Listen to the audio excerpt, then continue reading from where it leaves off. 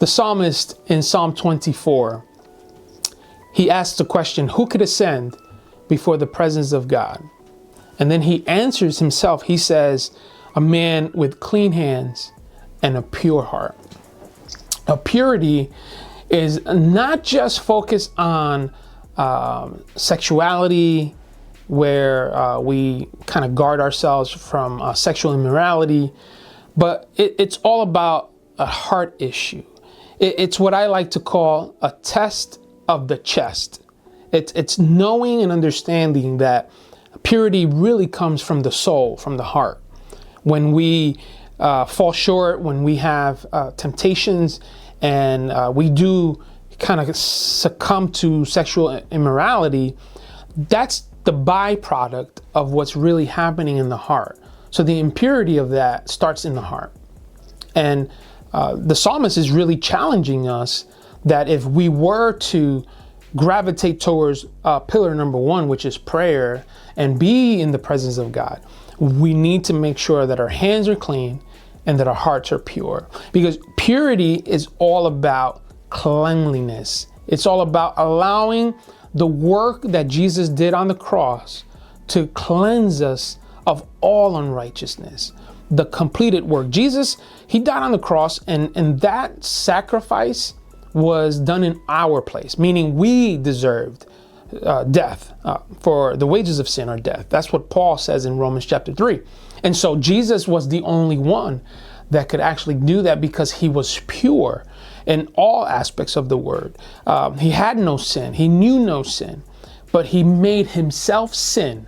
Not a sinner. He made himself sin so that you and I could be healed from all uncleanliness, that we would be redeemed, restored, all of these things that we can enjoy today because of that sacrifice. And so purity comes in when we make sure that our hands are clean, that we can sleep with a clear conscience, because there's nothing out there that's tied or connected to our unrighteousness. You know, whether that's bad deals that we have our hands kind of mixed in, funny money, as we call it, right?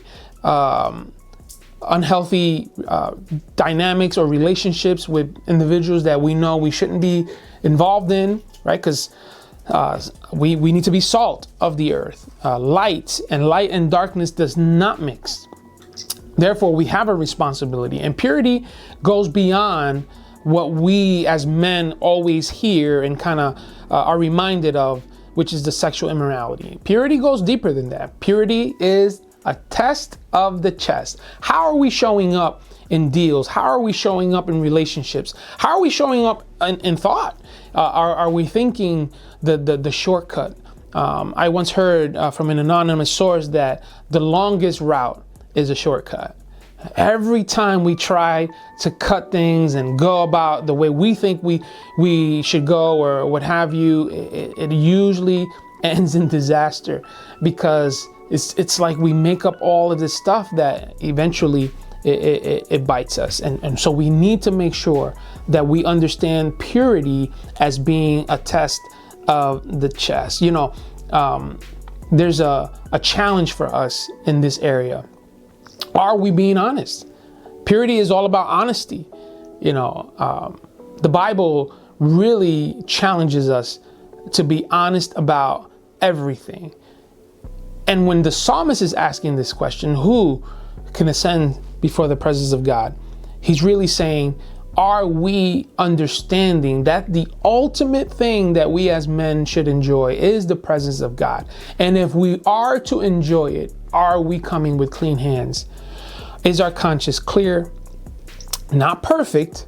Not saying that, he doesn't say only the perfect men can come. Only the holiest men or the most spiritual men. No, he's saying a man with clean hands and a pure heart.